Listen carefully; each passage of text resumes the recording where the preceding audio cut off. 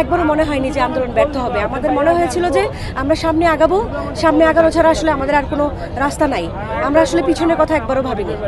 এই যে আপনি যে মন্তব্যটা করলেন, এটা একটা রাজনৈতিক মন্তব্য। আর বিভিন্ন দলের উপর এই ধরনের রাজনৈতিক মন্তব্য অন্য দলগুলো থেকে সবসময় সচরাচর করা হয়। আমরা এই মন্তব্যগুলোকে আসলে কানে নিচ্ছি না। আমাদের কাজ হলো সারা বাংলাদেশের জনগণকে একসাথে এনসিপির সাথে সম্পৃক্ত করা। তো আমরা ওই লক্ষ্যে কাজ করেছি। আপনারা দেখেছেন বিকেল হতে হতে মানুষজন আমাদের ডাকে সাড়া দিয়েছেন এবং খুবই অল্প সময়ে মানুষ সাড়া দিয়েছেন। আগামী নির্বাচনে এনসিপি যদি অংশ নেয় তাহলে আসলে কেমন আসন পেতে পারে? দেখুন, আপনারা জেনেছেন যে আমরা 64টি জেলা অলরেডি আমরা পদযাত্রা করেছি। আমরা মানুষের দুয়ারে দুয়ারে গিয়েছি। মানুষ কি বলেছে আমরা এখন সেটা জানি। এবং আজকে আমাদের যেই 24টা ইশতেহার ঘোষণা করা হয়েছে সেটির মাধ্যমে আপনারা সুস্পষ্ট একটা নতুন ধারণা পেয়েছেন যে তরুণদের হাতে বাংলাদেশ গেলে কীরকম বাংলাদেশ হবে, আমরা কীরকম চিন্তা ভাবনা করছি নতুন বাংলাদেশ নিয়ে। আজকের পর থেকে মানুষ আরও বেশি এনসিপির প্রতি ভালোবাসা জন্মাবে বলে আমরা ধারণা করছি। আমি প্রফেশনালি একজন লয়ার। আমি সুপ্রিম কোর্টে প্র্যাকটিস করি।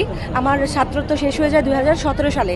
আমার মাঠে নেমে যুদ্ধ করার মতো সিচুয়েশন ছিল না, কিন্তু এমন একটা সময় হয়ে যায় যে 16-17 তারিখে যখন ঢাকা ভার্সিটির মেয়েদেরকে মারছিল, তখন আমি ওপেনলি আমার কিছু ফ্রেন্ড মিলে আমরা একটা অনলাইন প্ল্যাটফর্ম তৈরি করি যেখানে কোটা ভিকটিম ছিল আর কি, মুভমেন্টে যারা ভিকটিম হয়েছিল তাদেরকে আমরা লিগ্যাল সাপোর্ট দিয়েছি। ওই সময় আমি দেখেছি যে মানুষ কীভাবে মানুষকে বিচার বহির্ভূতভাবে তাদেরকে গ্রেফতার করা হয়েছে, তাদেরকে নিপীড়ন করা হয়েছে। এবং আমি প্রাইভেট ইউনিভার্সিটি স্টুডেন্ট অ্যালায়েন্স, যেটা পুসাব, ওইটার আমি একজন অ্যাডমিন। আমি জানি আমার প্রাইভেট ইউনিভার্সিটি কয়জন ভাই মারা গেছে, কয়জন ভাইয়ের চোখ নাই, কয়জন ভাইয়ের কান নাই, এই জিনিসগুলো আমি জানি। যখন আমার মনে হয় তখন মনে হয় যে আসলে প্রফেশন পরে আমার যতটুকু শিক্ষাগত যোগ্যতা অর্জন হয়েছে এটা আসলে জনগণের জন্য দেওয়া উচিত। সেই জন্যই আসলে আমার রাজনীতিতে আসা এবং আমি জুলাই অভ্যুত্থানকে বুকে ধারণ করি এবং সেই কারণে রাজনীতিতে আসা এবং রাজনীতি করবো। একবারও মনে হয়নি যে আন্দোলন ব্যর্থ হবে। আমাদের মনে হয়েছিল যে আমরা সামনে আগাবো, সামনে আগানো ছাড়া আসলে আমাদের আর কোনো রাস্তা নাই। আমরা আসলে পিছনের কথা একবারও ভাবিনি। আপনি একটা জিনিস খেয়াল করবেন যে আওয়ামী লীগের প্রশ্নে সকল রাজনৈতিক দলগুলো কিন্তু একমত এবং এই ঐক্যমতটা তৈরি হয়েছে 24-এর অভ্যুত্থানের পর। তো আমরা মনে করি আমাদের যতই মত পার্থক্য থাকুক, কিন্তু আওয়ামী লীগের প্রশ্নে এবং গণ অভ্যুত্থানের প্রশ্নে আমরা সবাই এক।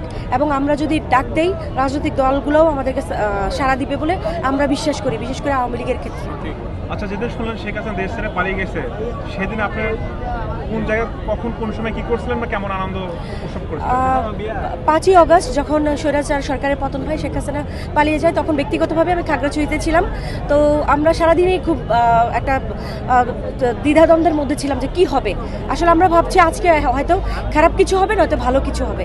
বাট যখন আস্তে আস্তে বুঝতে পারলাম যে উনি চলে যাবে বা চলে যাচ্ছে, সমাগম শহরগুলোতে হচ্ছে ঢাকা শহরে, তখন তো ভালোই লেগেছে। এবং খাগড়াছড়িতে ছিলাম, সেলিব্রেটও করেছি, রাস্তায় রং করেছি, মিছিলে বের হয়েছি, মিষ্টি বিতরণ করেছি, এনজয় করেছি।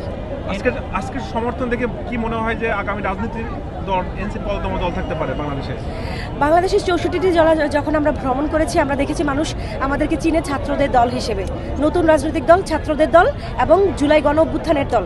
এবং মানুষ শুধু আমাদেরকে তার ঘরের খাবার থেকে শুরু করে তারা আমাদেরকে যে পরিমাণ সমাদর করেছে, এইটাই আমাদের পথ চলার একটা বড় শক্তি। অন্যান্য রাজনৈতিক দলের সাথে আমাদের মত পার্থক্য থাকতে পারে, কিন্তু সাধারণ মানুষ আমাদেরকে গ্রহণ করেছে, এটাই আমাদের সবথেকে বড় শক্তি। আচ্ছা আপু, সবশেষে একটা প্রশ্ন, সেটা হচ্ছে